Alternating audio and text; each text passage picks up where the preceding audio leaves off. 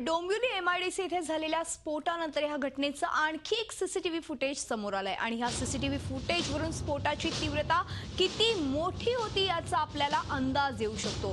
ही CCTV footage पाहून तुम्ही देखील हादरून जाऊ शकता। महावीर नगर इथल्या एका बिल्डिंग मधलं हे सीसीटीव्ही फुटेज आहे। एका क्षणात शेकडो घरांच्या आणि दुकानांच्या काचा फुटल्यात। ज्यावेळी ही घटना घडली तेव्हाची ही सीसीटीव्ही दृश्य आहेत। 11:29 मिनिटांनी जोरदार स्फोट झाला आणि संपूर्ण परिसर अक्षरशः हादरून गेला। महावीर नगर इथल्या 7 ते 8 दुकानांच्या काचांचा चक्काचूर झाला। नक्की काय झालंय हे न समजल्यानं लोक देखील सैरावैरा पळू लागले होते आणि एकूणच आपण या संदर्भात अधिक माहिती घेणार आहोत आमचे प्रतिनिधी अजित मांढरे यांच्याकडून। अजित, पुन्हा अजून एक सीसीटीव्ही फुटेज आपल्या हाती लागलेला आहे आणि ह्या सीसीटीव्ही फुटेजच्या माध्यमातून आपल्याला समजू शकतं एकूणच या स्फोटाची तीव्रता किती होती। काय सांगाल या सीसीटीव्ही फुटेज बद्दल आणि एकूणच तिथल्या लोकांच्या प्रतिक्रियेबद्दल? 11:30 वाजता ही घटना घडली होती।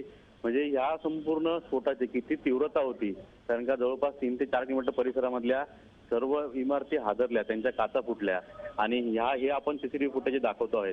हे त्या कंपनीपासून जवळपास 1.5 किलोमीटर लांब आहे आणि तिथे एवढ्या जोरात हा स्फोट झाला ज्याचा फटका, ज्याची तीव्रता त्या 1.5 किलोमीटर पर्यंत असलेल्या दुकानांना बसली आणि एका क्षणात 8 ते 10 दुकानांच्या काचा आहेत त्या चूर झाल्या। म्हणजे त्या परिसरामध्ये किती मोठा हात असेल। रस्त्यावरती गाड्या होत्या, लोकांच्या गाड्यांवरचा कंट्रोल गेला। 2 गाड्या त्यामध्ये आपण पाहू शकतो की त्यांना सरळ जायचं होतं पण त्या राईटला तिथे वळाल्या आणि मध्ये रस्त्यात थांबल्या। लोक दुसऱ्या बाजूने पळत येत होती, काही लोक रिक्षातून उतरता फुटल्या आणि आपण पाहिलं मध्ये त्या पद्धतीने त्या दुकानांचे जे त्या म्हणजे दुकानाजवळच कुठेतरी स्फोट झाला असावा आणि मोठ्या हादरा बसून त्या सगळ्या काचा तुटल्या असाव्यात। अशा परिस्थितीमध्ये संपूर्ण ते फुटेज आहे। नक्कीच धन्यवाद अजित या संपूर्ण माहितीबद्दल।